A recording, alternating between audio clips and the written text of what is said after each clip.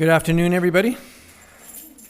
Welcome to the regular meeting of council for Monday, July the 10th, 2 p.m. It's an unusual time for us, but it's summertime, and thought we'd try out two afternoon meetings, one for July and one for August. I'd like to recognize that we are on the traditional unceded territory of the Sechot and Hupetchesset First Nation. Are there any late items, Council? And City Clerk, any late items? Yes, Mr. Mayor, under H3 from the Alberni Valley Hospice Society. Sorry, H3? Yes. Correspondence for action. And sorry, who's it under? Alberni Valley Hospice Society. Okay, thank you. A motion to move the agenda as amended be in order. I'll make that motion, Mr. Mayor. Seconder? Second, Mr. Mayor. All those in favor? Carried, thank you. And Council, we don't have Councillor Alberni or Councillor Washington with us today, but we still have a quorum. We're good to go. Council, we have the minutes of a special meeting held at 5:30 and a regular council meeting held at 7 p.m. on June 26th. The motion to adopt those minutes, please. I'll make that motion, Mr. Mayor. Second, Mr. Mayor. All those in favor? Carried. Thank you. Council, this brings us to the public input period. It's an opportunity for the public to address council on topics of relevance to City Council. A maximum of 4 speakers for no more than 3 minutes each can be accommodated. Anybody wish to address council?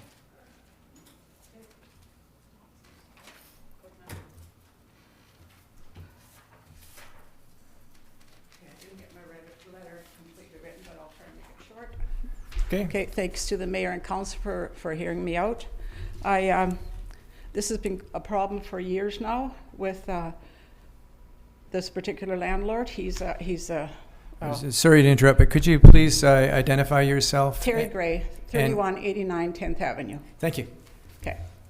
So this isn't the first time I've had to come to bylaw. I've went to the landlord before and he said, I don't care what the tenants do, the rent's being paid. So, and it was such a terrible state that I did go to bylaw and they did help and had to clean it up. Of course, they didn't do it all. They just do kind of a Mickey Mouse job, just to shut everyone up.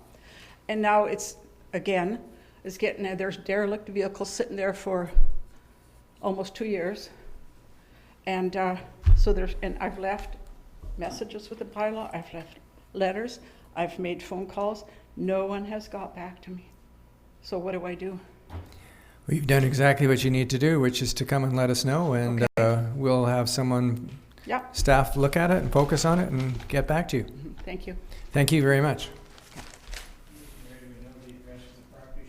I believe she gave the property and the city clerk got it. Yes, thank you. Anybody else wish to address council? Okay, then council moves us to delegations, and our delegation is the Alberni Valley Community Stakeholders Initiative to End Homelessness, AVCSI. Mr. Mayor, we were going to do a quick introduction just prior to that. Oh, yes, sorry, Terry. Just 1 sec. I believe somewhere hiding around the corner. There we have it. We have Rob Goodrow, our ex-building inspector, wishes to introduce our new building Hello, Mayor and inspector. Council. I'd just like to be proud to announce that Kevin Peters has now filled the building inspector's position. He's well-liked, well-known, and from the Parksville area. He's now purchased a house and he's moved here. And he's on the same wavelength as everybody else around the valley. We're here to help, and we're here to help the contractors and the building owners, and he's on that wave, the same wavelength, and his time periods are good, and he's been doing it since 1994, well-spoken and good gentleman. Thank you. Well, Kevin, very welcome to Port Alberni. I don't know if you have any words of advice for council, but we're happy to have you here and happy to have your services and you as a resident of Port Alberni. Thank you very much, and I'm happy to be here. The staff has extended me a very, very kind welcome, and it's appreciated. Only just getting to know the bylaws that council has put together, and will be administering those in town, and at the same time, as Rob said, the goal is to keep the construction industry moving and make everyone happy and get it done and make it a nice place to live. So thank you for having me. Did they show you where the coffee and donuts are? Not yet. Okay, well, this afternoon, make sure that Rob lets you know. I will. I thank you very much, everybody. Okay, very well, much thank you. appreciate And as I say, welcome to Port Alberni. Thank you very much. Okay. Bye-bye.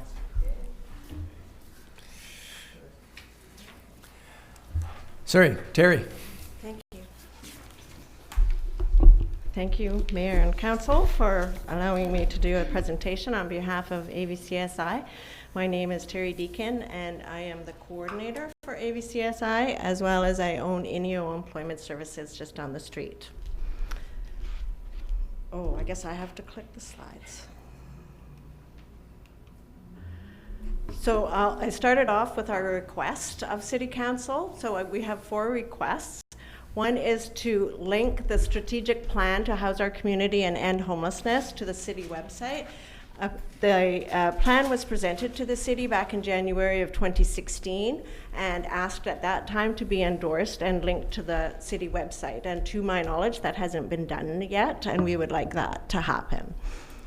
We would also like to work with city staff and AVCSI to determine available property for housing projects. We would like the city to endorse and support a local housing first program, and we would like support in sharing of housing issues and developments to keep the public informed. And I'll speak to each of those a little bit as we go through.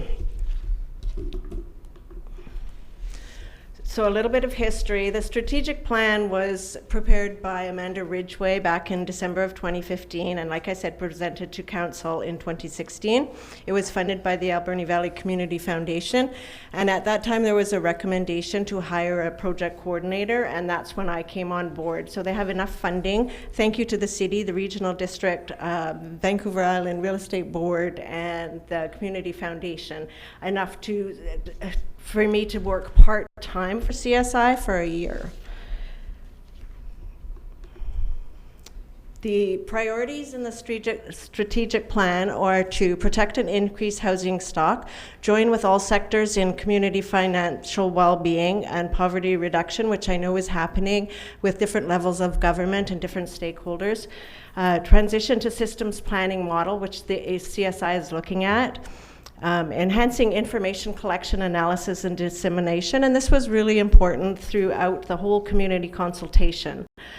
Improve capacity for housing system coordination and implementation.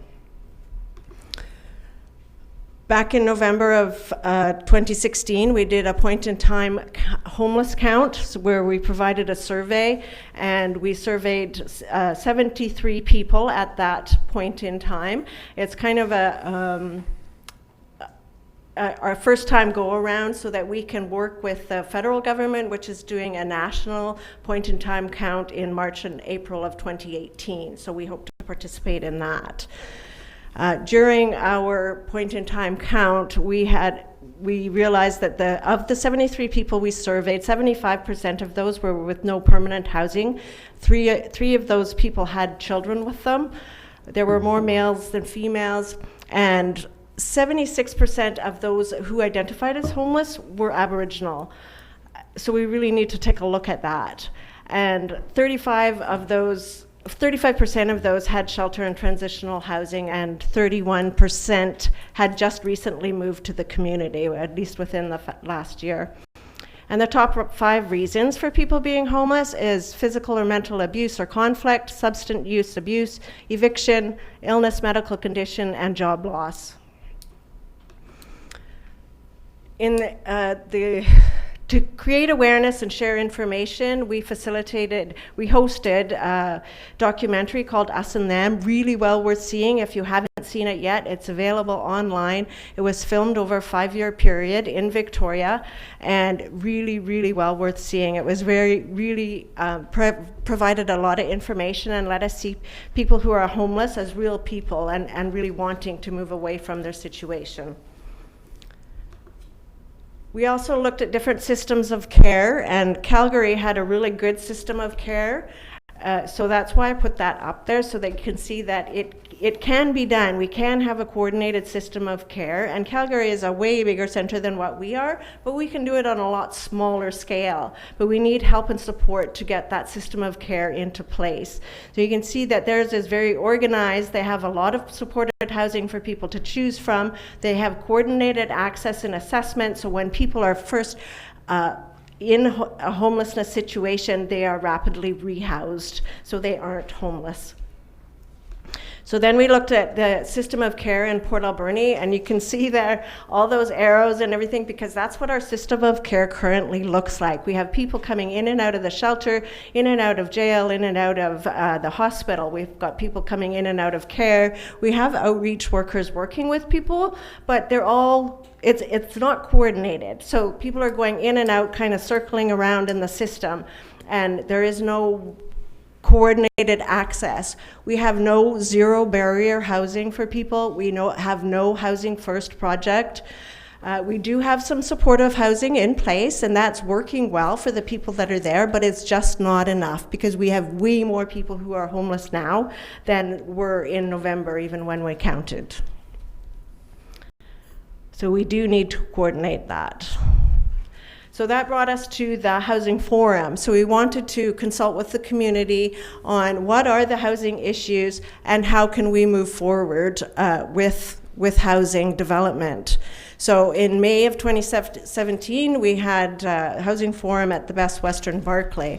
And I did provide to Council the report from that forum, and I will go over quickly over the results of that forum. So we had 75 people attend the forum, so it was a really good turnout. We had various representation of First Nations, different agencies in the community. We had guest speakers from outside of our community. We had interested community residents and different levels of government. So it was a really good turnout. We had a variety of different speakers speak to housing programs and projects that are working to address homelessness, either in Port Alberni or in other communities. So, and I won't go through each of them, I will list them, but they are provided in the report. We had John McCormick and Virginia Fenton from the John Howard Society speak on a Housing First project. We had Greer Black from Calgary present on co-op and senior housing and what that might look like for us. We had Greg Vanderkooy and a young man from Nanaimo Elementary School, Shay Flooddick, present on microhousing and tiny houses. We had Chief Ken Hansen from the Yale First Nations present on First Nations partnering with Britco, which was a great partnership that they developed housing for their reserve, and then they have a really good initiative to provide housing for their community members outside of reserve so they can live closer to the places where employment are. So I thought that was a really innovative solution to some of their housing issues, and they had a great partnership with Britco. We had Shari Minions present on how financing and mortgages are affecting our housing issues. And because of that, the houses are being bought up, renters are being displaced, and that's creating much more homelessness and housing issues for low-income renters. We had an open space forum in the afternoon where we had the ability for people to sit at different tables and talk about different topics, and we were hoping to come up with some answers of where CSI should go, what our priorities should be, and what we can do moving forward. And however, there was nothing concrete that did come out of that. There were a lot of strategies and recommendations that AVCSI is adopting, and we're asking the city to endorse. On the RSVPs for the invitation to the forum, I had asked 2 questions. So what is your interest in housing? And what should be the priorities of AVCSI? And you can see on page 11 of the report that I have a little diagram that says what the interests were. So it was adequate, safe, affordable seniors housing for marginalized individuals and First Nations at home. Addressing housing as a social determinant of health, housing development, and tenant-landlord relationships and housing first programs. And again, when we asked about priorities, those same things keep coming up over and over. You can see in the next figure 2 on page 11 that safe, clean, affordable housing was top priority, and supported housing was second. And seniors housing, new shelter, and youth housing were next in line. The open space forum, I have listed all of the comments that came out from all of the different tables. So these aren't necessarily supported by AVCSI, but they are things that the community decided are important. And then on page 14, I did a diagram of where we're at. So what our housing needs are. So it's across the continuum. It's not just for marginalized people, but it's for seniors. It's for everybody that housing has become an issue. We need supports across the continuum. We need dissemination of information, community awareness, affordability for all, and respectful language. And that came up a few times for people. And then I won't go into detail about all the little different categories that people talked about, but they're all there. Because what I want to focus on is the recommendations that came out of that report, or came out of that forum. And so there were 4 key strategies and there were 4 key recommendations. So strategies that we need to keep in mind when we are looking at housing development is housing is a major determinant of health, and utilizing the evidence-based housing first approach can reduce homelessness, support active recovery, and allow for redistribution of tax dollars, because it actually it's shown that it saves money when we look at housing people and then work on their recovery after that. Using respectful language when planning and implementing programs to influence public perception and encourage additional support for housing and those with lived experience. Number 3, take every opportunity to educate the public and share ideas about housing homelessness, as it is through knowledge that we are able to create innovative housing solutions. Number 4, ensure that those who are experiencing housing or homelessness issues are included in the strategizing and solution building, as inclusion can build confidence and self-esteem, which lead to healthier lifestyles. So we also have the 4 recommendations, and that's to encourage and support housing development projects from a variety of sources to address the continuum of housing needs throughout the Alberni-Claremont region. This includes sharing information for the purpose of supporting the new shelter project, seniors housing and facilities, low energy housing, low barrier housing, housing first projects, youth housing, staff housing on the coast and in Bamfield, and other projects that support community needs. Engage in the priorities identified at the forum: safe, affordable housing for youth, seniors, and marginalized populations. Recommendation 2, work with the City of Port Alberni to determine possible sources of land for shelf-ready housing projects. Recommendation 3, explore project ideas such as the Yale First Nation Britco Partnership for low energy housing units and the Musqueam Farm Project for youth. Number 4, encourage and support an existing nonprofit to implement a formal Housing First program and explore opportunities for United Way and other sources of funding. So those were the recommendations and strategies came out of the forum, and that brings us back to our request for your consideration, which is to link the community plan to the city website, asking the city staff to work with CSI to determine available property for housing projects, endorsing and supporting a local Housing First program, and collect and share information on housing issues and development.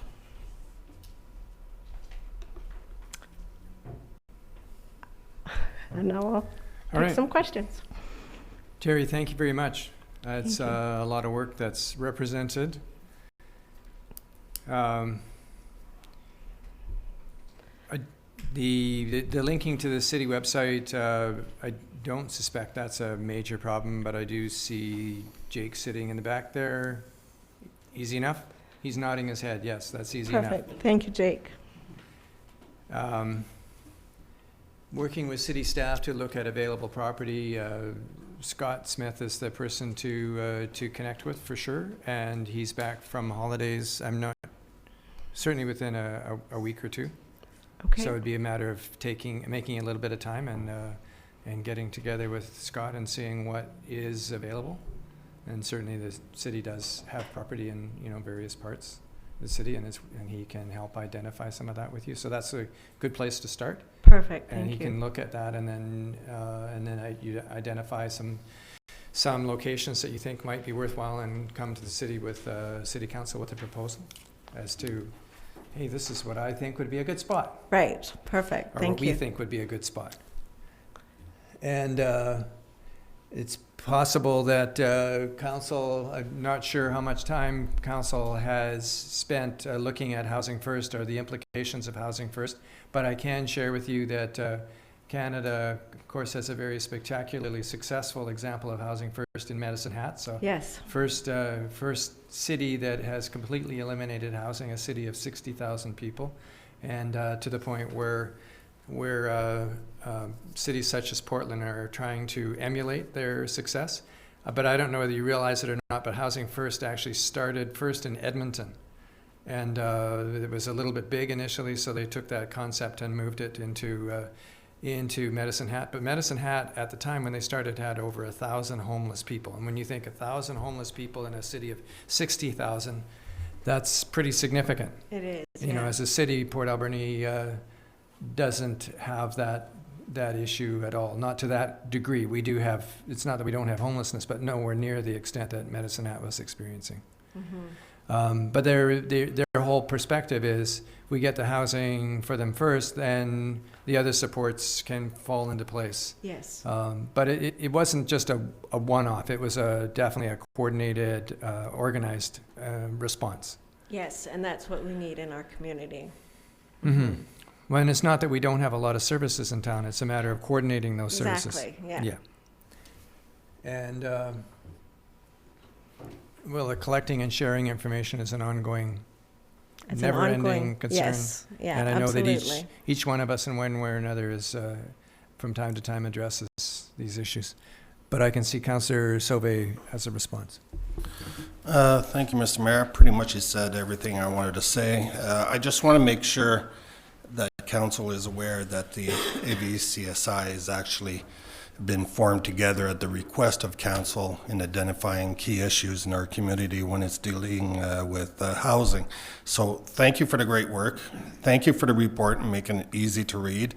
I want to personally thank AVCSI for their ongoing work and efforts and pretty much responding to council's request and looking and identifying issues.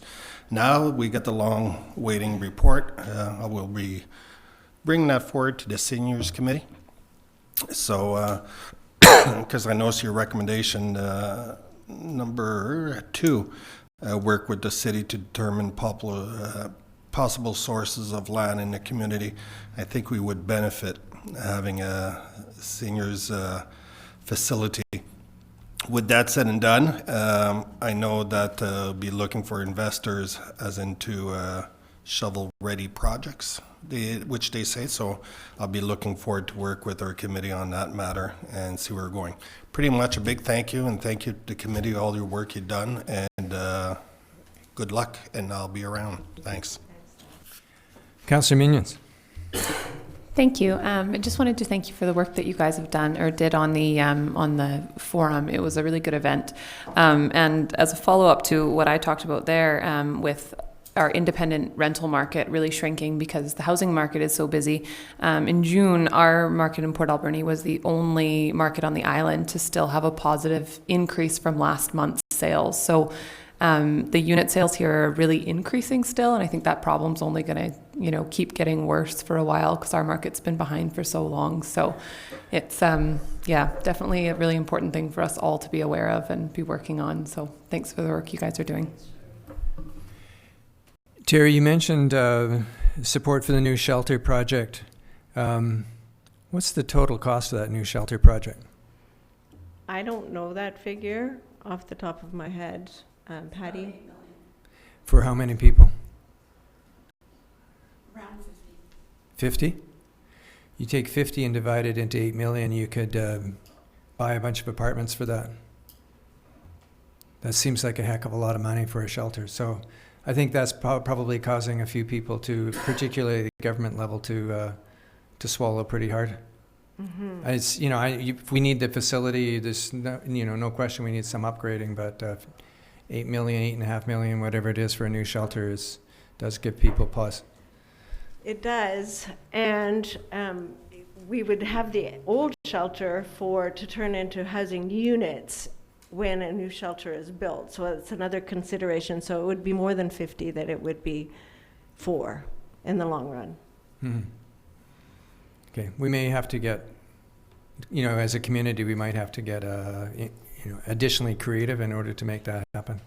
Yeah, rather BC than Housing looking is for still looking at it, but Yeah. it's not moved forward yet. Right. Okay, Councillor Paulson. Once again, great forum. Enjoyed that whole day, so thanks for having me there. Just going back earlier in and you may not have an answer for this, but 31% of the homeless that were interviewed moved to the community in the past year. Why Port Alberni? When I've traveled, and I've traveled to different communities and participated in different homelessness activities and workshops and stuff, other communities tell me that they recommend people to come to Port Alberni because we still have housing. I was in Campbell River doing training not even a month ago, and one of the workers there said, "Oh yeah, we tell people all the time, go to Port Alberni. It's cheaper to live, and they have housing available, and they have lots of services." So people are coming not only from the big centers like Vancouver and Victoria, which the Ministry of Social Development has been telling people to come here for years through that ministry. Now the different agencies that work with homelessness in their communities are recommending that people come here. Councillor? Sorry? Is it a form of offloading? Oh, absolutely. Yeah. Councillor McClellan? Yeah, after that last comment, I think we should send them all a bill. Just one question though on one of your first comments. So you said we do not have zero barrier housing. I thought Phoenix House was for that. I remember 2 councils ago we went through a big hullabaloo and people didn't want it here and didn't want it there. And then Phoenix came up and it was, I thought, zero barrier. Did that change or was It did change. I fooled? Well, I don't know the answer to that, but it did change. It's low barrier, but it's not zero barrier. And they've identified themselves now as transitional housing. So people are being transitioned from the shelter, perhaps, or elsewhere to Phoenix House, and then being transitioned to employment so that they can find more stable housing beyond that. Okay, I just thought that was still there. It's not zero barrier. Okay. Housing is definitely a major issue in Port Alberni as our economy expands and there are new people being hired to come to Port Alberni. One of the greatest challenges is finding an appropriate place for people to live. Yes. And so there's a number of initiatives attempting to meet those needs. And it's going to take a bit of time for those decisions to be made and the housing then become available. Even the building at 4th and Athol, which they've been working on, seems like for years, but in fact it's only been months. It's a long ways away from completion, but at least it is underway. Yeah, I've noticed it kind of slowed down. It did. There were some issues, but now the cement's done and they're cleaning off the cement, and I suspect you'll see some walls going up relatively quickly. So it's a good thing, but it's still painfully slow because it takes a while to get it built. And that's what my worry is that we're not going to be fast enough to house all these people. And we, like now, because the weather's nice, people are living in the bush, living in the parks, and that's when fires start, that's when things happen, and we can't have people living out there on the streets. Right.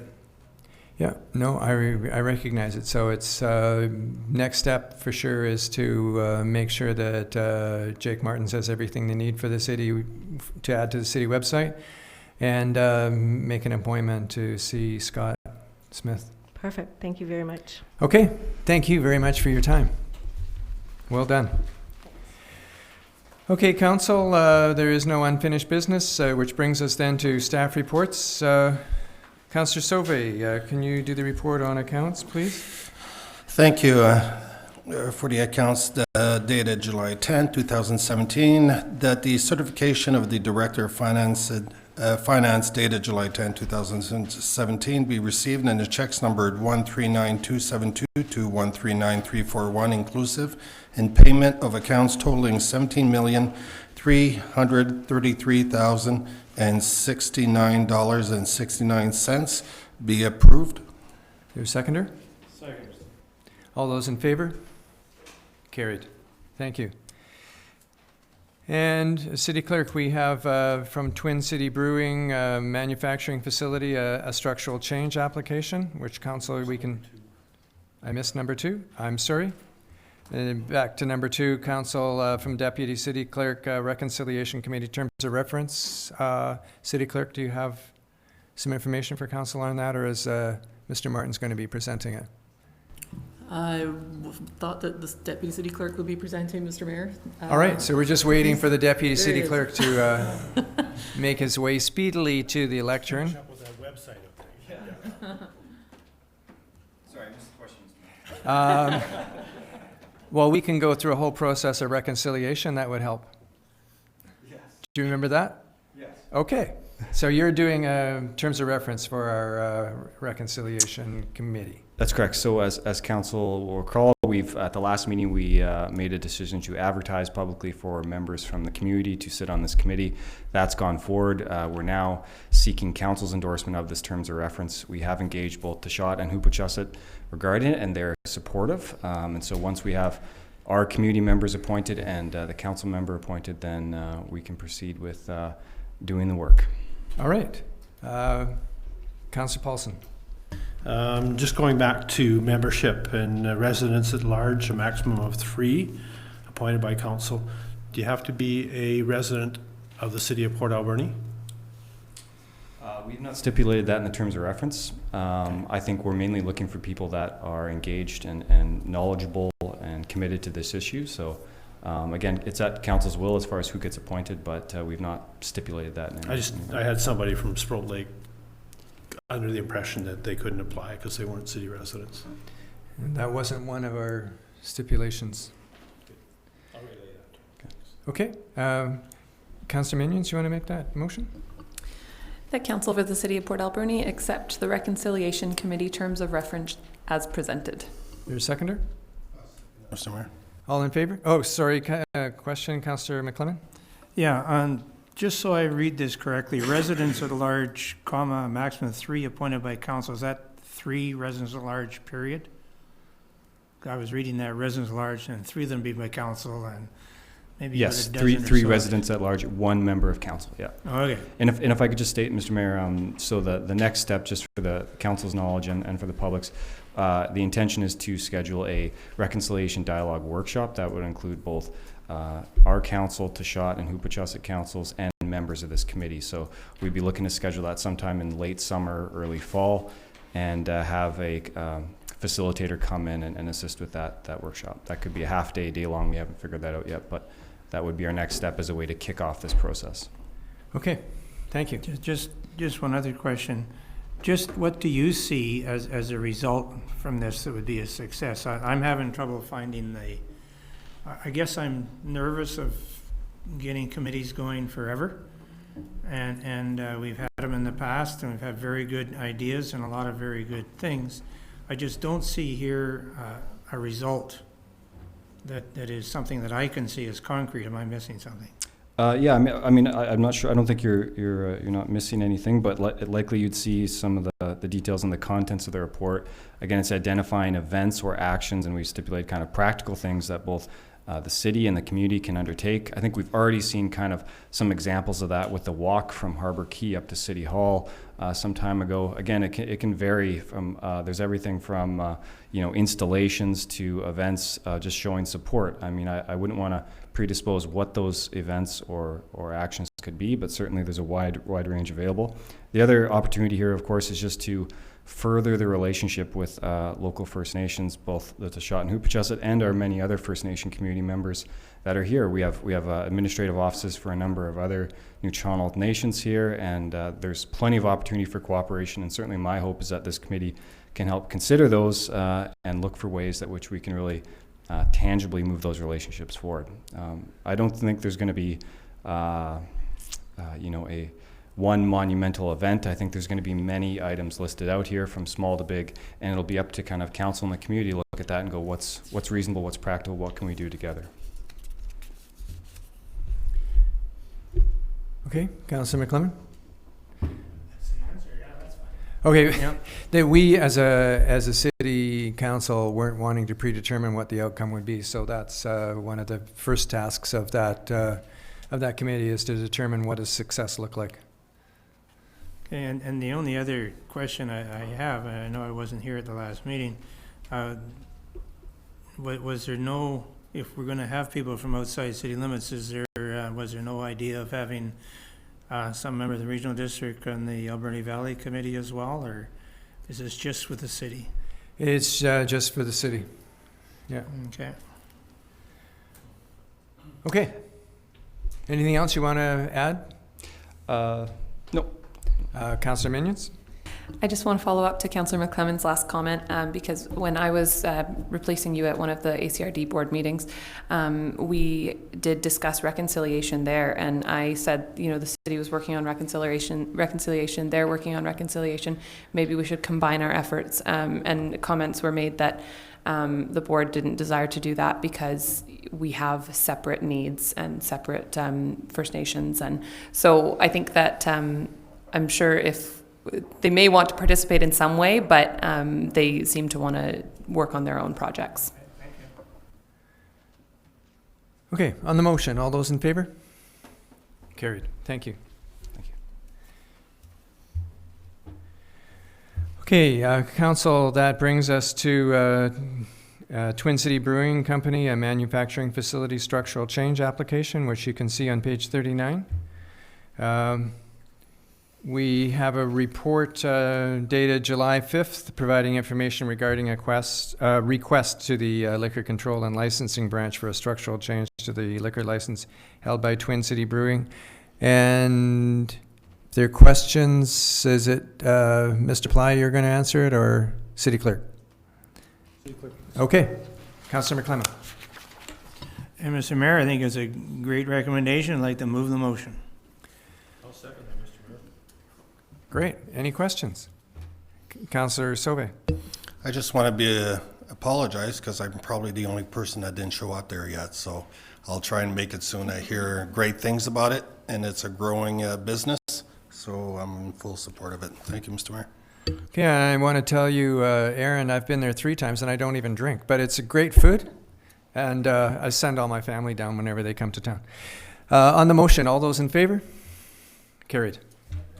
One other question on it, and it's not to do with the motion, but there's a letter here from the muffler shop. I'm not sure how badly they get bothered by the smoke, but my understanding is once you go 50 feet from one building, you're going to the next one. I mean, what do we do? Hang from the sky or what? I don't smoke, but those that do have that problem. Just an observation. Aaron, do you want to just pop up and maybe answer the any questions related to smoking? Absolutely. Yeah, I know there has been a concern. Sorry, Aaron Coline from Twin City Brewing. There has been some concern about smoking and the designated area that we have to do that. We've installed cigarette receptacles to, you know, encourage people to properly dispose of cigarette butts. It's something we didn't really anticipate being too much of an issue, and I know it's sometimes very hard to get people to put the cigarette butts where they're supposed to. So there has been some concern from neighboring businesses that is going on, but we usually, as our staff and as a team, go out and do cleanings of the sidewalk, and we clean it up ourselves if we see it. So we're making an effort in that regard. Well, it sounds from the muffler shop next door that they feel supported. They just recognize that it's an issue for everybody. Yeah. Yeah. City Clerk, there are actually 2 motions there. Do we need to make the second motion, or is... I think, Mr. Mayor, I can link them together. I think that's They can be linked together? Okay, thank you very much. Okay, Aaron, thank you. And thank you for your belief in the city of Port Alberni and your willingness to put your considerable talent and your resources to making it happen. I hate to say it, but let's hope there's lots more competition for you in the years ahead. We could use more than just one, I think, in our community. Just a quick question. On Saturday morning, I was at the farmer's market in Qualicum, and there was 2 breweries there, and there are also 2 distilleries there as well. What do you have to do as a business in order to be able to go to a farmer's market or go to Qualicum or whatever? But they're busy, by the way. Yeah, I know. It's been something we've looked at. There are some stipulations for the type of farmer's market in order to apply for you basically apply for a permit that allows you to serve samples or pour beer at a farmer's market. It does have to meet some certain guidelines, and then you can apply for it, and the local liquor inspector can approve it. and then you're able to sell those. So it's looking at maybe in the future, if there's a market that's kind of, I don't know, fits what we want to do, and if there's enough of a demand for it, it's something we might pursue for sure. Yeah, thanks. So just one further question about the business, though. Has it been meeting your expectations in terms of what you were hoping for when you opened it up? It's been amazing. I'm very proud of the fact that we're not catering to one direct audience. I see all different people from the community there. You don't have to drink beer to come there. There's good food. It's not a place where you just come to drink beer. There's really good food and locally made soda and whatever you're into. It's just kind of a community hub, and I think that's the thing I'm most proud of. It's a great atmosphere, but the other thing that I notice is in the evening, there are people on the street, which is great to have people out and around and obviously enjoying themselves, and it just makes for a nice atmosphere in that part of Port Alberni. A little bit of a nightlife in the downtown area, which is really, really cool. Yeah. So thank you for doing that. Awesome. Well, thank you. Okay. Council, our next item is from the Fire Chief, wildfire protection. We have an email dated June 25th from, I'm sorry, that's not our next one. We're on kitchen and yard waste collection. A report from the CAO June 29th regarding potential for provision of kitchen and yard waste collection service. Mr. Ply, we have some, council may have some questions for you. Mr. Mayor, I suspect council will. I'll give you a brief overview and then I'll respond to questions. So you have my 5-page report. I apologize for the length, but there's a lot of aspects to this that I don't want to touch on. And I should tell you that while I consulted with the engineering department and operations and finance, this is very much an administrative report. It's not detailed in terms of finance or engineering or operations. It's an overview administrative report. So, and I'd also like you to consider, when we're talking about this issue, separating the issue of collecting solid waste or garbage from processing solid waste or garbage, so that the two are very different. Currently, the city collects solid waste, and the regional district processes that waste by landfilling it for us. So we pay them on a per ton basis to process it.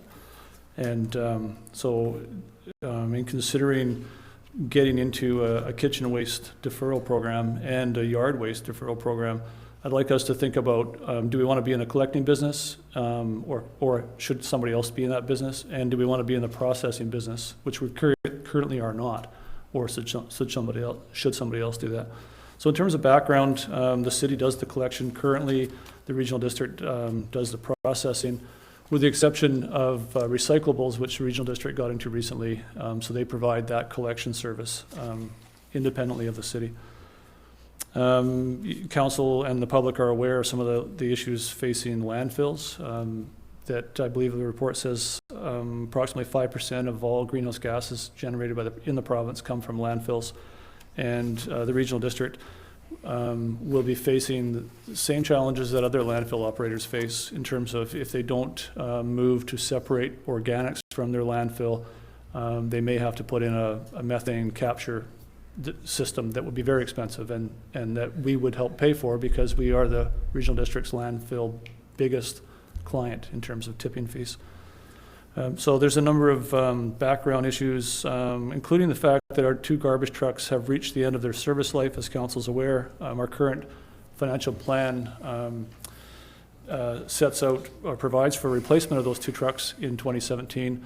And as you'll recall, the discussion during the budget discussions, staff told council that we would not proceed with any purchases until we made the decision on kitchen waste, yard waste. And so the timing is ideal, really, if we want to get into this collection business of separated organics from garbage. If we are replacing our trucks anyway, the timing is pretty good for that. So in terms of, that's some of the background. I should say also that in some other communities where they've gone from a weekly garbage pickup to a weekly kitchen waste pickup, they've been able to downsize their garbage pickup to bi-weekly. So that's something to keep in the back of your mind as well. And Also know that our solid waste collection program is funded today almost exclusively by user fees, and by the end of by 2021 it'll be 100% paid by user fees, not by taxation. Tipping fees are going up. They've gone up this year from $95 per ton to $120 per ton. So our solid waste collection fees are going up anyway based on tipping fees that are passed on. So we're passing that increase on to our users. In terms of the provision of the service, so in terms of provision of the collection service, one key thing to consider is the city has a collective agreement with CUPE, the union representing our employees, and that agreement would preclude us from contracting out where such contracting out impacted negatively the CUPE members, or decreased the amount of work for the CUPE members. So, if we wanted to go down that path of contracting out collection, we'd need to take a better look at that and see if that puts us in conflict with our collector agreement. And that's noted in the report as well. So if we decided to provide that service in-house, in my opinion, we could provide that service with relatively little increase in staffing or costs, because if we are able to decrease our garbage pickup to a bi-weekly, we're at every residence every week anyway, picking up garbage now. So we would then be at every residence once a week picking up kitchen waste. And we could also pick up garbage on a bi-weekly basis while we're there. We could pick up 2 cans instead of 1 if we purchased garbage trucks with split bodies. So this is another one of these considerations. So if we're about to replace our garbage trucks, if we get trucks with split bodies, we could actually pick up 2 products at the same time, rather than make 2 trips to each house. So the marginal cost of picking up 2 products is very little compared to making a whole second trip. And as I pointed out in the report, there's a couple of things that might drive an increase in staff time required. One would be that it takes longer to collect 2 bins than 1. We might have to make more trips to the landfill if we're picking up 2 products and 1 fills up faster than the other. And it would likely take longer to dump 2 products at the landfill in 2 different locations and possibly have to weigh the truck in between. The report goes into, it does look into costs, and as I said, garbage costs are going up considerably this year because of the tipping fee increase. But going forward after that, they're expected to be stable unless something else drives tipping fees, and that could be a methane capture system or something like that could drive us into seeing increased tipping fees, which would cause us to have to charge our residents more. The biggest cost to get into this on our own would be to purchase a new can for every house, and to pick up a 240-liter can, which is a large one for every residence. That would cost about $200 per residence, and that would be a one-time cost. So currently, a lot of households have 120 liters, and some other communities have gone with 120 on the kitchen yard waste. Some have gone with 240. Thinking that if you're throwing yard waste in with your kitchen waste, then you need that volume. So branches and leaves and grass clippings and that kind of thing. Given that we've recently banned outdoor burning and we have concerns about air quality in the valley and we have concerns about illegal dumping of yard waste, I think it makes sense that we consider collecting yard waste at the same time as we collect kitchen waste. And so going to a larger bin might make sense. If you want us to pursue these issues or pursue a program, I would suggest we look into these specific issues more deeply. This is just kind of an overview of the situation. Generally, landfills like to have kitchen and yard waste commingled because they need that extra carbon fiber for the composting process. So they prefer to have kitchen and yard waste collected together generally.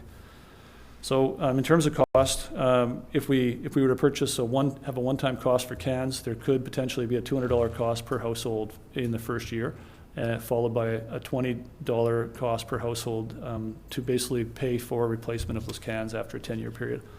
And there could be some other smaller costs that would arise that we haven't investigated fully. Those could include, we haven't costed out what it would cost to communicate and promote a service. That you'd want to do a really good job in terms of implementing that program, educating people, communicating, following through, right up until the bylaw enforcement portion of it. So you would need to commit some resources to that. Another issue that we haven't costed out is if we if we added yard waste to kitchen waste, we would essentially be increasing the tonnage of product we bring to the landfill, because currently there's no cost for yard waste that's dropped off there. If we were to add yard waste in what we pick up, we would be paying a fee for that. The regional district, this regional district is not yet ready they're not ready to receive separated organics from garbage. And if we were to move in this direction, it would really force their hand to get ready for us to do that, probably a year from now. And so our early discussions with them, they indicate that the tipping fees for organics would be similar to the tipping fees for garbage at the beginning. And that cost might come down once they got up and running, and maybe if they were making some kind of a composted product, they might be able to reduce their fees for organics. But we shouldn't go into this expecting that it's going to save money. It's not going to save money. It's going to cost us a little bit more money, marginally more money. Whether we get into this now and drive the regional district to receive organic separately, or if we wait until the regional district decides to put up a separation edict, my feeling is that we'll be into separated organics and garbage within a 5-year period. So I think it's coming to us one way or another, whether we drive it or whether the regional district drives it. So I've given you 4 options for your consideration. One is that we would encourage the regional district to establish a kitchen and yard waste collection program similar to their recycling program. And then if they were to get into that business, we could consider whether or not we decrease our garbage to biweekly. In my opinion, and just at a cursory look, the regional district or a third party could provide that collection service, and it wouldn't necessarily put us in conflict with our collective agreement obligations. But again, we want to look at that more closely. But I should tell you that the regional district has not indicated in any way that they are considering getting into that collection business. The second option would be for us to go to an RFP to gauge the potential for a private sector body to provide collection services. Before we consider that, we would want to do a thorough review of our collective agreement obligations and see if we are in fact in conflict there. There's no point going through an RFP and finding ourselves not able to do that. So we want to investigate that further at that point. The third option is provide that kitchen and yard waste collection service in-house. And as I pointed out, I think we could do that. I think this is one place where that would make a lot of sense for us. We already have the staffing, we already have the trucks if we were to replace the 2 of them. And we could pick up this marginal amount of, this marginal service relatively easily. And the fourth option is take no action at this time. And you know what, sometimes taking no action is the right step. And if we're not ready for this and the regional district's not ready for it, waiting a little longer to see what happens might be the best course of action. My recommendation is that we take option 3, that the city proceed with implementing that kitchen and yard waste collection service in-house, and we work with the regional district to ensure that they're ready to receive that product when we're ready. And it would probably take us about a year to get ready to implement that program, the time it takes to get the trucks built and delivered. So I'm sure council has questions, Mr. Mayor. I'm happy to answer this. Yep, Councillor Sauvé, then Councillor McLennan. Okay, pretty much, I'm very concerned that the regional district is not involved with us in this project. I feel personally that we can't do it without the regional district unless we start charging our taxpayers an arm and a leg sooner or later. My main concern is this going to be every residence will have to do it? And if not, they're going to be dealing with bylaw issues and so forth. Is it going to be mandatory for everybody, or is it going to be voluntary? I would like that. And I also have a concern that we're putting the cart before the horse here when it comes to, I'd rather that we have a set collection place and a processor to deal with this before we start talking about collection. Because I feel like, I know in the NIMO, they have a process going there, and I'd like to see what, compare notes with them and so forth. But the thing is without the cooperation of regional district, I find it very hard. And my last biggest question, if we do this in-house and council proceeds with that, how is it going to affect our budget? because that's a big implication in the budget that we've straightened out for the next 5 years. And, you know, and I like to keep my promises when I talk about budget. Thank you. If I can, Mr. Mayor. Yep, see you. In terms of voluntary versus mandatory, if we were to get into the service of kitchen waste and yard waste collection, and the city could make it voluntary if we chose, and then we could, so theoretically we could make it voluntary. Practically, probably wouldn't make a lot of sense. Eventually, when the regional district gets to a position where they require all garbage to be separated, all organics to be separated, and I believe they will get there in the next 5 years, then it'll become mandatory from them. They won't receive any garbage that's not separated. Just like now, they won't receive any garbage that doesn't have recyclables pulled out of it. So they won't accept hard plastics and that sort of thing, cardboard in the garbage. So regional district's already down that path in terms of what they receive, and I believe they're going to be there in a few years. This just isn't their highest priority right now. Could we make it voluntary? We could. I think we'd find out pretty quickly that would be ill-conceived, that if we're going to do it, it should be mandatory, and that'll mesh with, everybody's in for it, and that'll mesh best with the regional district. In terms of ACRD cooperation, staff have been very cooperative with our requests and our questions about this issue, so if I implied that they're not cooperating, I apologize for that. They've been very cooperative. It's just not their priority right now. Their priority this year, I think, has been drywall or gyprock diversion. And so they haven't, we're kind of driving on this because we want to see this service implemented. And I would think that it would make more sense if the landfill operator said, hey, this is an issue that we're going to have to impose on the collectors. But because the collection agency, us, is different from the processing agency, you know, we're kind of ahead of this because we want to see it, because we think it's the right thing to do. In terms of budget, it wouldn't impact taxation. This is paid for by user fees, so user fees will go up, but taxation won't go up. Okay, thank you. Councillor McClellan? Yeah. I guess this report, through some of it, has been a whole long time coming. It's maybe had one a long time ago. So appreciate what you've done here. A couple of, I guess, comments or questions. And I've said it before, but the regional district, as far as outside city limits, really don't need to do this, as most of them are like me, I guess. So we've got compost bins and everything goes in there, and it doesn't go to the landfill.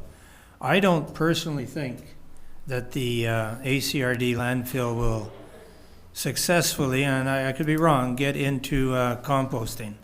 If you go down by Duke Point, and the last time I was there, I had the windows up, I could still smell it. It's not a pleasant odor. It would probably waft through the town. It definitely hit the Sashot residences, and I don't think anyone would be liking that. We do have at least one private individual who's approached us, and I think we should put out a RFP for the processing part. And maybe, like, we do not pick up from commercial, and that's where most of it is. Right now, we've had that offer from who was it, Bradbury, and he was interested in doing some work with one of the other people in town. Let's work with them. I think we can do that and start right away taking the commercial. They can do that without any okay from us. They can just go do it. And if we encourage them, I think that would be smart, because it's just something that's got to happen. Right now, the people are complaining, I'm hearing, that all plastics are going into the landfill. The recycler don't take them. That's true. And the comment about hard plastics not being allowed in garbage, well, the recycler gives them back to me and I got nowhere else to put them.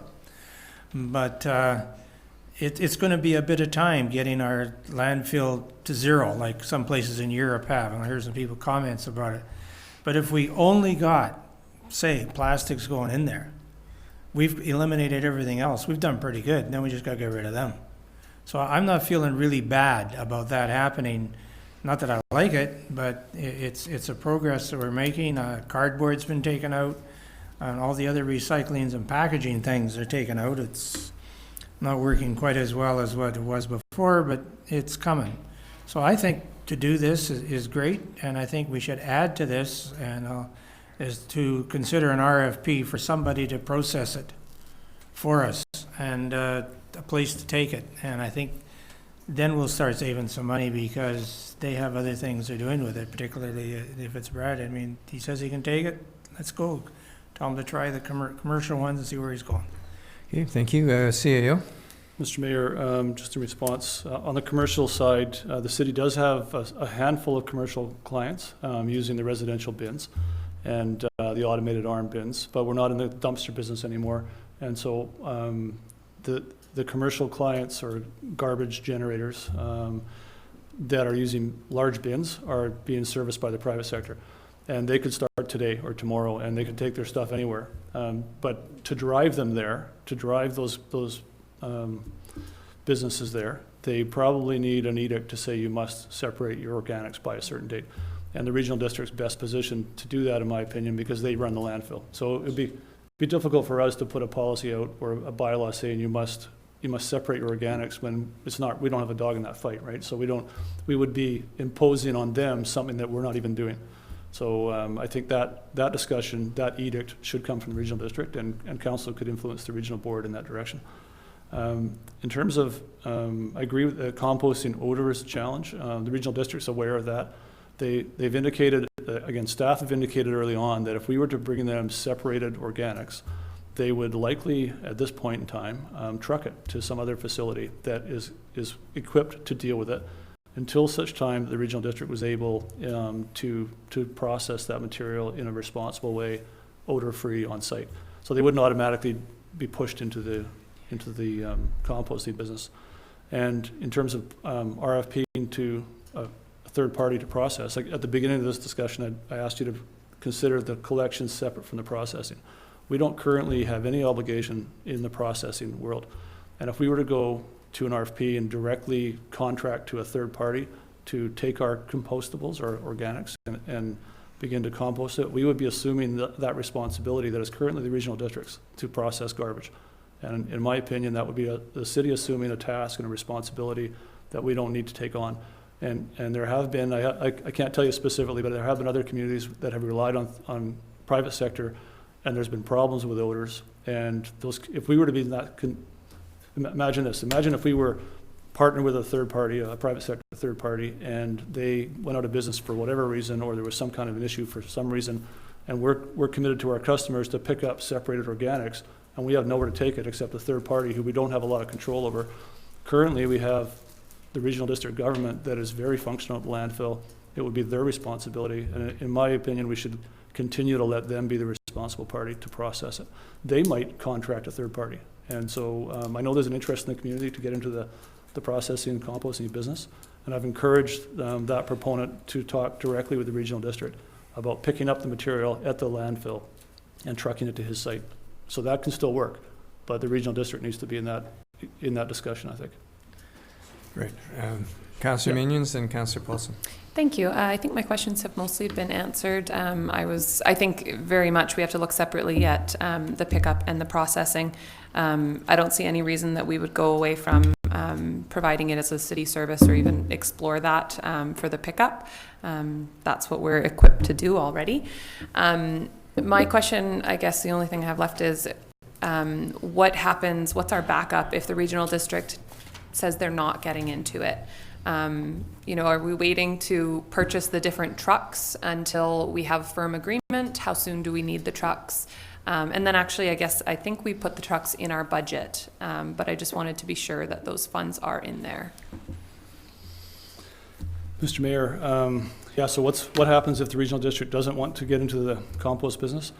So yes, we are waiting for this decision so we can make the decision on the trucks, and that clock is ticking. Our current trucks are giving us some grief.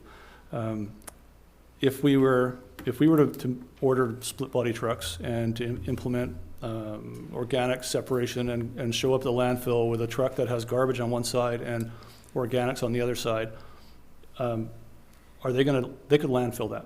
If they wanted to landfill it, they could landfill it. I don't think they would stay in that. They don't think they would continue to landfill our separated organics very long. If we presented it separated, they would almost certainly get into that business one way or the other. They would probably contract a trucking outfit to take it away in the short term.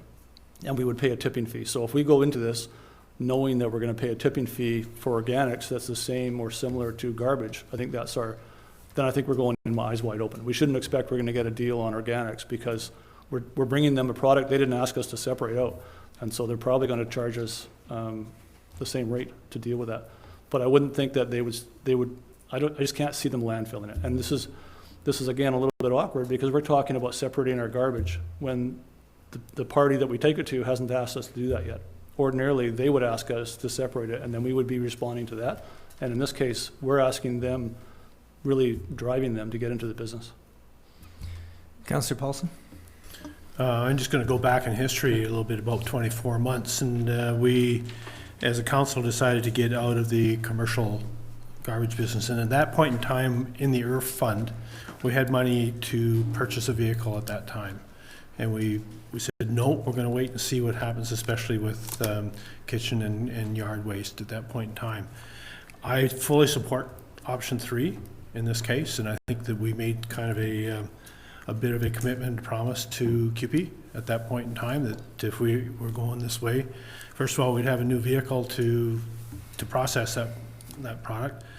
The other one is this is just a general comment, and we have a small place in Qualicum, and that community has been in the kitchen and guard waste pickup business for, I don't know, 8-10 years, and I just get a little upset when the Alberni Valley, we fall so far behind other communities, and Campbell River's doing it, Nanaimo's doing it, Qualicum's doing it. And in Qualicum, when you're talking about the actual yard waste, our composting thing that they pick up is just, it's tiny. And what they do is they once a year, in the spring, you can basically cut your tree down in your yard and put it out on the curb, and they come and pick it and they actually mulch it, actually run it through a shredder, but once a year. So maybe that's a cost reducer where you're not doing that every second week, picking that stuff up. You say, look at here's yard week, here's yard cleanup week. On that following Tuesday, our vehicles will come around. I think they use dump trucks and those sorts of things. But this whole thing about kitchen waste and yard waste, it's not rocket science. I mean, Calgary was involved in this 15 or 20 years ago, and I remember the day I was in Calgary when the kitchen and yard waste bins were delivered to my brother's place in Calgary, and I go, why aren't we there? Like, I don't get it. Like, I'm sorry, that's just a general comment, but first of all, I like option 3, and second of all, it's not rocket science. There's other communities doing this, and why we don't go in there and pick a model and say, you know what, that works for us, let's get it done. But I mean, we've been talking about this for 2 years, and we're still where we're at today, and it's getting a little frustrating. Thanks, Councillor Paulson. I too like option 3. There are a number of other communities to look at. The City of North Vancouver implemented this in the last within the last 12 months, and they're a good model to look at. But I'm sure there's many other communities to look at as well. What would be the? I've got a few questions, but what would be the projected start date for such a service? Who pays the $200 per house, if that's what the cost is?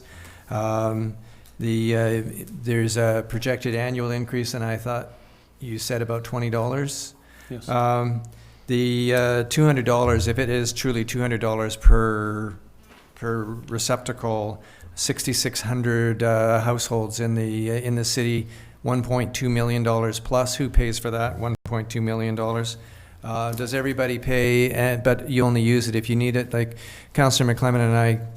Certainly I would not use it because I don't like to give away my compostables. It's too important for my garden. But that wouldn't matter if we have to pay, we have to pay. But I just want to make sure that I'm clear about that. I know that from the perspective of the landfill, if we don't do something, they're getting very close to the point where they're going to have to either redirect the compostables, or they're going to have to put in a mechanical system to collect the methane, and that's a very expensive $4 million plus system. So they'll want to do whatever they can to avoid that expense. But even by starting today, or this year redirecting compostables, they still have decades of methane that has to gas off over this over the next number of years. It's going to take a while, but it will at least extend the life of the landfill. They explained it to us at the ACRD board meeting, and they figured it would extend it a minimum of 20 years. And it's already the landfill in Vancouver Island that has the longest life expectancy, so this would just add more time onto it. So it's a win-win for everybody, but particularly for the whole process of dealing with our household waste. So it makes sense to me. And if it means that the city of Port Alberni has to show some leadership on it and kind of kickstart the process, well, then good for us. Let's get it kickstarted. So, Mr. Mayor, in response, if council was to approve option 3 now, today, then staff would begin the process of tendering the right garbage trucks that we'd need to undertake this service. And we would next come back to council with for an approval of so we would go to tender for these trucks, and we come back to you to approve a purchase. So unless you direct us that you want to touch this again before then, that's what we would do. We would go begin that process. I'm told it takes about a year to get these trucks built, so we would then be looking at an implementation of about September 2018 of the actual program. So we'd have some time to work out some of the details. In terms of cost, we have to work out whether we allow people to opt out or not. I think that could be problematic, because eventually we'll have to compel everybody to separate their organics one way or the other. And if we drop down to a bi-weekly garbage pickup, which I would hope we'd be able to do, that's going to put even more pressure on the need for a weekly pickup of kitchen and yard. And in terms of the cost, I tried to show you, I don't want to say worst case, because it could be worse than that, but the price ranges that I got, $200 was the high end of the price range, and 240 liters is a larger size can. So I tried to show you the worst potential cost of that. There is a potential that we could reduce that $200 cost per household by buying a less expensive can. Another option is that we have amortized the replacement of our current garbage cans, and I think we gave them a 7-year life, and that has been used up now, and the cans are in great shape. So there's a potential we could take some of that money we banked to replace those cans and put them towards the new bins. So if there's a way that we can bring this cost down, we would do that. But I wanted to show you, and let's go into it clearly, that we shouldn't expect this is going to cost less. Let's expect it's going to cost more, and if we can bring that cost down, great. But I don't want to disappoint the public and say, oh, look, it costs money and we didn't know that going in. I would imagine, though, that if you did the survey of who would actually take advantage of it, I'm not saying who would pay for it, because we're all going to pay, but who would actually take advantage of it, you would find that you wouldn't actually need 6,600 receptacles. And then if we use the suggestion that Councillor Paulson had, which is to do an annual cleanup for the yard waste, instead of the supersize receptacle, then it may not cost $200 each. It may be less than that. So, and that could be some options we could explore. Yeah. If we're going to do this at little extra cost, we need to have cans that the automated truck can pick up. And so those are the size minimum of 120 liters, I believe. I think we have some 80 liter cans, but they're really 120 with a plug in the bottom. So they have to be a can. They can't be a little one like you see in some communities, because if we were to pick up a little one by hand, we're talking about a whole new truck and a whole new staff person and a whole new trip around town.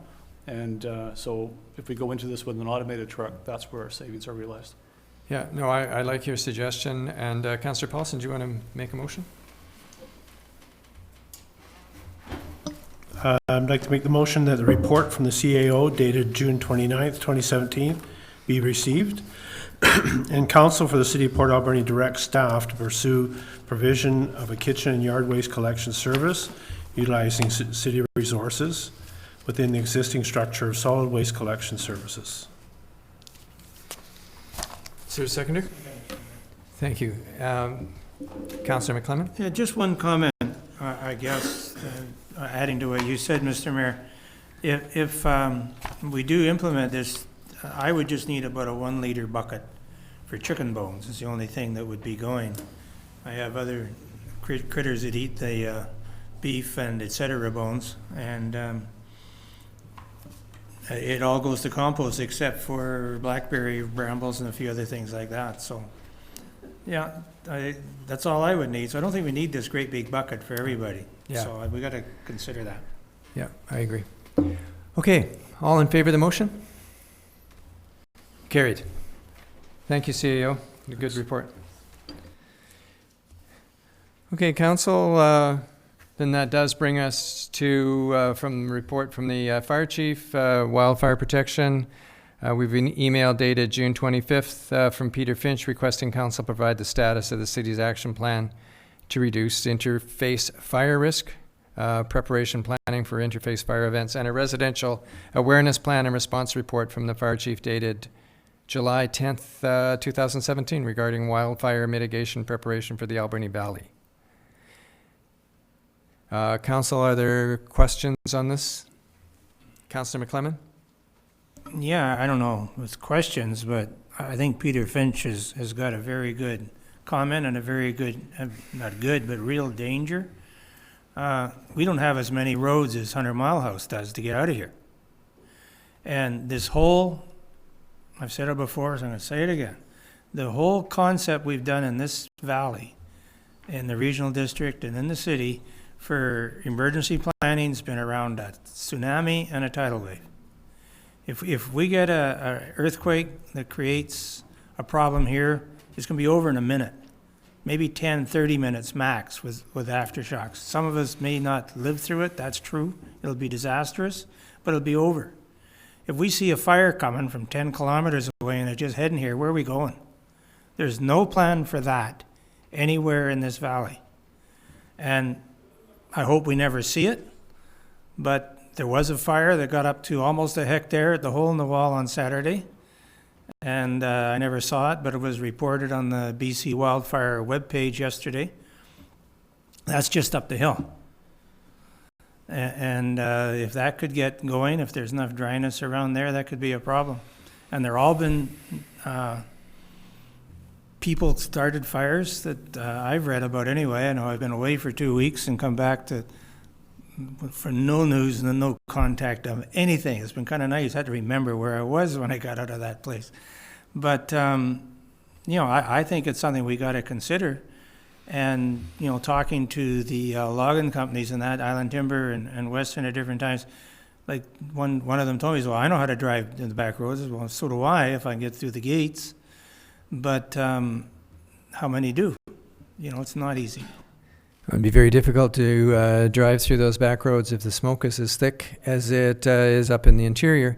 I have to say, Council, that I personally am disappointed that we haven't had the leadership related to the interface fires and those kind of concerns. There are significant federal dollars that are available to that we can access for grants to hire available people to actually remove some of this this debris. We don't see the plan neighborhood by neighborhood or house by house in terms of how we're going to respond to such a thing. And Councillor McClellan is absolutely correct that our greatest danger is from forest fires, not from tsunami, not from floods, not from earthquakes. So, as I say, I'm disappointed that we haven't seen that leadership, and I'd like to see the plans, and I'd like to see us using our current available resources to address those, to help create and address the issue. So once again, I stress that the money is available from the federal government right now, and it's a matter of making application, and I would like to see the leadership coming from the emergency planning to make that happen. And that would be done, I see, in coordination with our local forest or fire service. Councillor Minions? Thank you, Mr. Mayor. There was a grant through UBCM as well. I remember they mentioned for the same thing. I just wonder if Councillor McClellan should make a motion on this, because I've heard you talk about it at quite a few meetings, and you're starting to get me very concerned about it. So maybe we should, that it is a real concern. It's a huge concern, and we should maybe make it formal to instruct. I get it should be the regional district, I guess, but to instruct our staff maybe to start working with the regional district on it. So I'll leave that to you. You might want to consider receiving the report and then having a second motion, Councillor McClellan. Well, I would move that we receive the report that we have and instruct staff to work on work either with the regional district or not, on a wildfire evacuation program, or what are we going to do? I don't know what the right word would be, because I hadn't thought of the motion yet, but, I'll second that. okay, you second that. Are we talking mitigation for interface fires? That would be a good word. Okay. If that helps you, City Clerk. Okay, and so it's been moved and seconded. Any further comment, Council? All those in favor? Carried. Thank you. Council, it brings us next to our current status report. Council, have any questions on that status report? Then, seeing no questions, Councillor Sauvé, do you want to move receipt of the report? I'll move that the current status report be received, Mr. Mayor. Is there a seconder? Second, Mr. Mayor. All those in favor? Opposed? Carried. Council, then there are no managers' monthly reports. And we do have a bylaw, waterworks bylaw. If you recall, we passed a waterworks bylaw at a previous council meeting, but this is just a minor amendment just to clarify some rate changes. Am I correct, City Clerk? Yes, Mr. Mayor, Council gave 3 readings to the amendment to the Waterworks bylaw at the last meeting, and the report that was presented had correct numbers in it, but the bylaw didn't reflect all the correct numbers. So if we would ask Council to amend the bylaw at 3rd reading and give it 3rd reading again, and then the next meeting it would be adopted and still in time for the September 1st billing period. Perfect, thank you. Councillor Minions, do you want to move that amendment?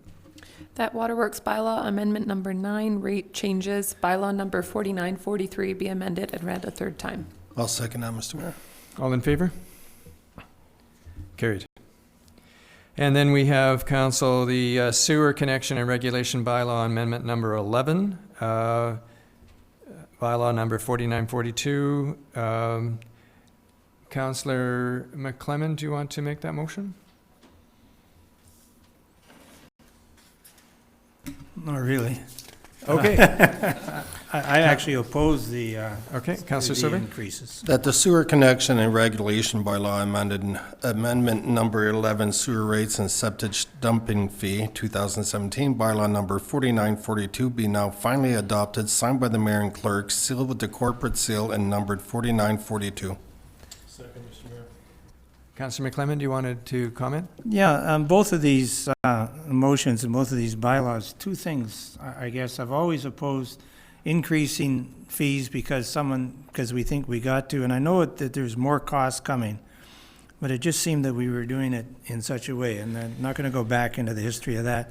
But the part that I really have a bit of a problem with is the difference between inside city boundaries and outside city boundaries. We're not giving any encouragement for people to not just cherry pick off the city taxpayer and get our services outside the boundaries. And there are some areas that I know it's 20, 30 years ago that was given to them, but I think they're getting an awful cheap deal. So that's just my comment, and that's why I oppose what we're doing. Okay. I agree, but I think that that's a separate issue, and we need to see that as a total review of who's in and who's out and who pays what and who doesn't pay what. But this is a bylaw we're passing. We have to change a bylaw again. Yeah.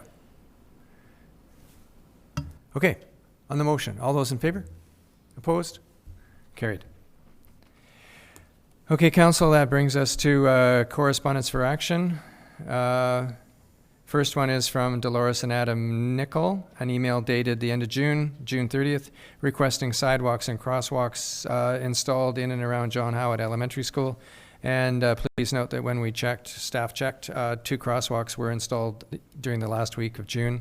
So to some extent, this has already been, some of this has already been addressed. CAO, did you have any further comment on that?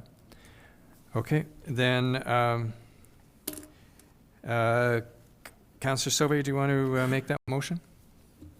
Yes, Mr. Mayor, the email dated June 30th, 2017, requesting sidewalks and crosswalks installed in and around John Howard Elementary School be received and referred to staff. Okay, is there a seconder? Second. All those in favor? Whoops, sorry, question? Sorry, Mr. Mayor. I guess one of the issues here is that where the school is located, they're having issues with children actually, parents walking, it's especially during the summer months, walking their children, there's no sidewalks. So I don't know what the city staff is intending to look at that, or I would like to know, or is it just closed matter that we have crosswalks? CAO? Mr. Mayor, I understand that we've recently painted crosswalks. Since this letter was sent, we've painted some crosswalks in that area. We don't have any plans, as far as I'm aware, to build sidewalks. We have a number of residential streets in the city that do not have sidewalks. They have curb and gutter. And that is what it is. It was an intentional decision to replace streets at a lower cost. If we were to, we can look at the specific issue and see, proximity to school, that kind of thing. But there's no immediate plans to install sidewalks in that area. That would be a budget item in any case at that end of Tebow Road, right? Yes. Yeah, Councillor McClellan? Yeah, I guess the problem is, I don't know if it's a problem or not, it's at the end of Tebow, and there isn't really a lot of streets just right coming up to the school, so probably no one thought to put a sidewalk in. But I think if a school needs a sidewalk, Neil would be first. They have a lot of traffic that goes up to Compton all the time. So just a thought. I'm not saying we do either one of them, but just a thought. Right, okay, thank you. I need a sidewalk too. You need a sidewalk as well. I mean, we need sidewalks on Johnson Road too. But we're not there yet. We need a lot of sidewalks. That's all budget. Okay, on the motion, all those in favor? Carried. In council from May LeBlanc, we have an email dated July 3rd expressing concern regarding the lack of washroom facilities on Victoria Quay.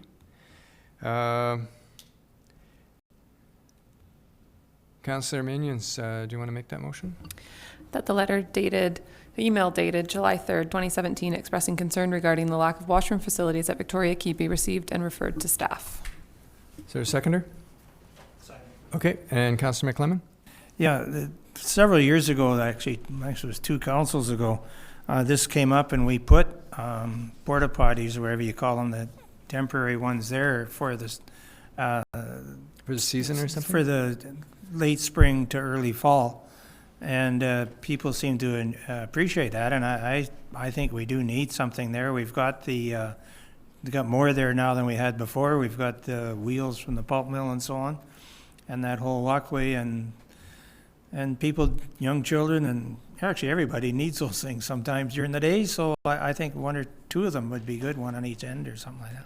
So I would like to make a amendment to the motion that we look at putting porta potties there for this summer. Okay, Councillor Minions? Councillor Sauvé, no? Okay, go ahead. Yeah, I saw your hand up. You wanted to make a comment. I just wanted to comment, since we're on Victoria Quay, how good Millstone Park is looking. So if you can pass that along to staff, they've done a really good job. This is just I don't phase. like porta-potties. This is just phase 1. Councillor Sauvé? No, You can build a big one. I think a lot of the businesses in the area took a lot of the grunt of people coming in just to using their bathrooms and all that, so I support and I'm willing to second that. Yeah. So, City Clerk, do you have the email with its amendment? Was that a We haven't seconder? voted on the amendment yet. Yeah, Porta potties for this summer. right. So if we vote on the amendment and then we Yeah. can add it to the motion. Yeah. Okay, on the amendment then, all those in favor? Carried. So now we vote on the main motion. All those in favor of the main motion with the, including the amendment, all those in favor? Carried.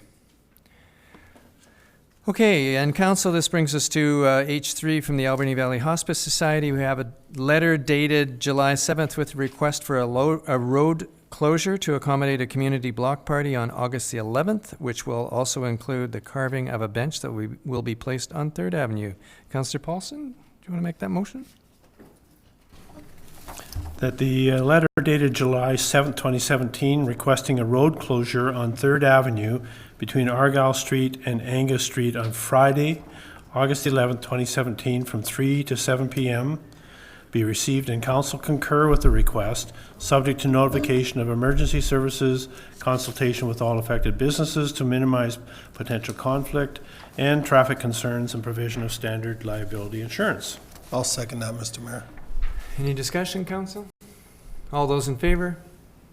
Carried. Thank you. And council brings us to proclamations. We have a proclamation request from the United Way, requesting that the month of October be proclaimed the United Way month in Port Alberni. And we need a motion to support this proclamation. I'm prepared, Mr. Mayor. That the email dated June 26, 2017 be received, and that October be proclaimed as United Way Month in Port Alberni. Is there a seconder? Second, Mr. Mayor. All those in favor? Carried. Thank you. And then, City Clerk, we have some informational correspondence.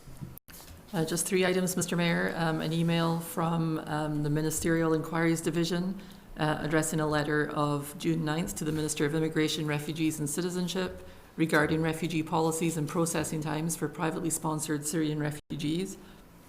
A letter from the Mayor of New Westminster requesting support for 3 resolutions at the 2017 UBCM addressing homelessness, restorative justice training and renovictions.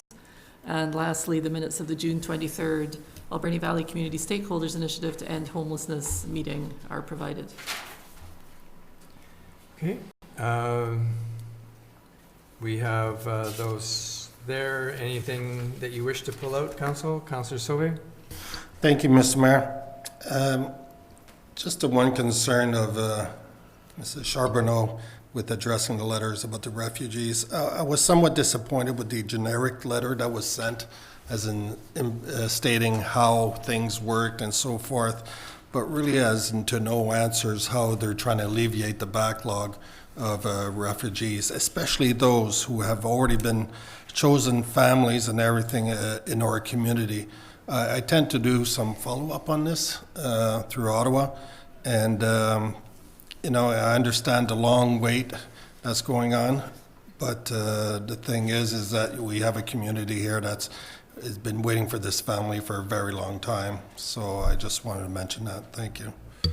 Okay, and Council, I just wanted to state in the minutes that came from the AVCSI, there's a comment in there about VHA cannot take on everything. Cities should show some initiative and help to address multiple issues. I have to tell you that I object to that. The city shows lots of initiative on all sorts of fronts, particularly when it comes to housing, and they have a long record of having done that. So for us to be characterized as not showing initiative gives an incorrect message. So we need a motion to accept, receive and file these. Councillor Minions, do you want to make that motion? That the informational correspondence numbered 1 through 3 be received and filed. Second, Mr. Mayor. All in favor? Carried. And Council, there is no report from in camera, which then brings us to our council reports. Mine is the first report, so I'll do it as quickly as I can. The end of June, June 28th, our aquarium had a 1-year anniversary, and I was there helping to build an orca, which was an interesting experience. June 29th, we had one of our regular meetings with the Hupatchisitt First Nation, and that was the first one with the Hupatchisitt, so it was a good meeting. But it wasn't a council meeting. That'll come later, but this was definitely a good meeting. June 30th, I represented council at the Alberni District Secondary School graduation ceremony held at the multiplex. 220 grads. It's always, as always, a good ceremony. July 1st was a busy day for all of us that were able to attend. Started early, before 10 o'clock, by welcoming and starting off the the runners for the Triconic Challenge, raced the train, and then raced myself to the parade and joined Councillor Paulson in his little red sports car, his daughter's red sports car, and great parade. A lot more participants than initially had been thought, so it was well attended, and thank you to everybody who was able to participate in that. Then went down to the harbor and did the opening ceremonies for the Canada 150 celebrations. And once again, thank you to everybody who provided the leadership on making that happen. And it was an excellent day. Heard nothing but good reviews of all of the things that went on all day long. And then at the end of the day, I went to the HMSC Edmonton and provided a gift from the city to the ship itself and the officers of the ship. And in return, I have a special commemorative medal from the HMCS Edmonton that was now been given to the city of Port Alberni. July the 6th, I had 3 meetings with the Senior Deputy Minister of the Department of National Defense, a lady named Jody Taylor. And we looked at 3 of the 6 areas that we're working on in terms of economic diversity. We looked at aerospace, looked at shipbuilding and the transshipment hub, and we looked at education. So it was a good day, very full day, and lots of benefits to the city of Port Alberni. July the 7th, I had provided the welcome for the U14 provincial softball tournament for girls. I understand the Port Alberni team came in 3rd, so good for them. And I got to throw the first pitch, and it's always fun to do that. And this morning I did a video interview with EMBC, and that was as a response to our coastal exercise response that we did basically just a year ago. And there's a special award coming our way in the fall. And Council, I move receipt of my report. I'll second. All in favor? Carried. I would like to have seen that first pitch. It was a perfect pitch. Inside and low? You would have struck it. But it was, nice and easy. There you go. Okay. Regional District Report. Councillor McClellan, you weren't there, and Council, I apologize, I don't have a report for you. I could send it to you. And which then brings us to our councillors' reports. Start with Councillor Minions. Nothing specific to report. I did enjoy a very amazing Backstreet Boys concert while I was in Vegas, though. What you see there stays there, right? Okay, well, I'm glad you enjoyed the Backstreet Boys, Councillor Minions. Councillor Paulson, I don't think you saw the Backstreet Boys, did you? No, I sure didn't, no. Okay. I just want to reflect back on July the 1st as well, and there are so many community groups that were so instrumental in making that whole day a great community celebration day. The Folk Fest Society, the Triconic Challenge people, the Slow Pitch Tournament and Music Festival. When we were down at the Quay around noon for the opening ceremonies, I kind of walked around and had a look, and I was trying to get a guesstimate on crowd, and I'm guessing that at around that noon hour there was between 3,000 and 4,000 people down at the Harbor Quay that were mingling, and I appreciated Cynthia Dick's presentation and the view from First Nations, and I thought that she was very diplomatic in what she had to say, and still saying, that there are issues.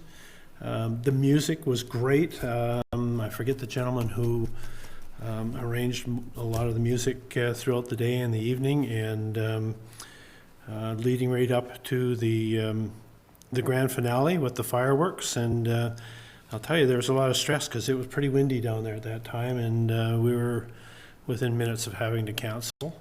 But the difference between 10 o'clock and 10:20 and the difference in the wind down the inlet was about 10 kilometers an hour.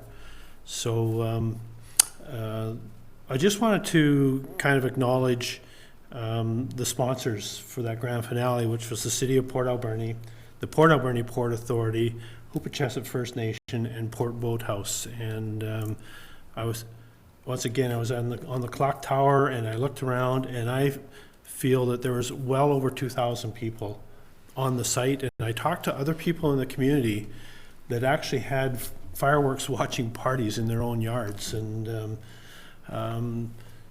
there was somebody just above the park there, and they said they had a great view of the barge. They could hear the boat horns playing "O Canada" better than we could down at water level. So I'm guessing there's probably 3,000 to 5,000 people that actually were able to watch the fireworks. So just a great community event, and I can't thank the people of the community that helped pull that thing together enough. It was just a great event, and only in Port Alberni can we have that done well.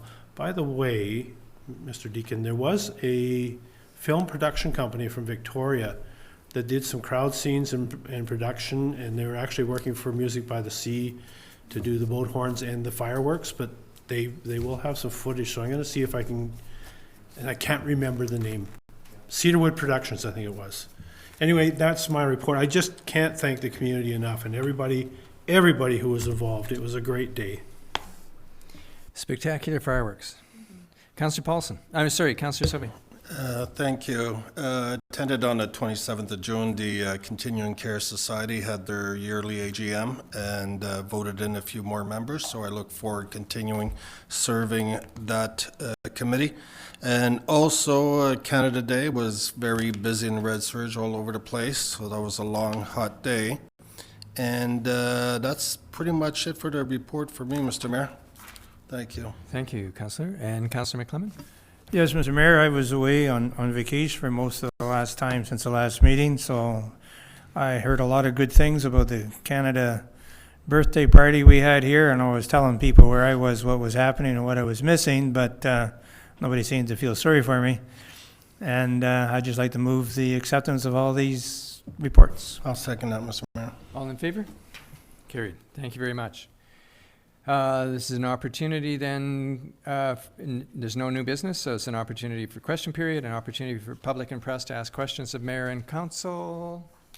And I don't see that coming forward, so. One public and one press. Come on, bring it on. And council, we need a motion to close our meeting under the Community Charter, Section 91C, Labor Relations or Other Employee Relations, to move us in camera. I'll make that motion, Mr. Mayor. Seconder? Second. All in favor? Carried. Thank you. So, are we moving into the committee room? I just have to make a 1-minute phone call. Yeah. Okay.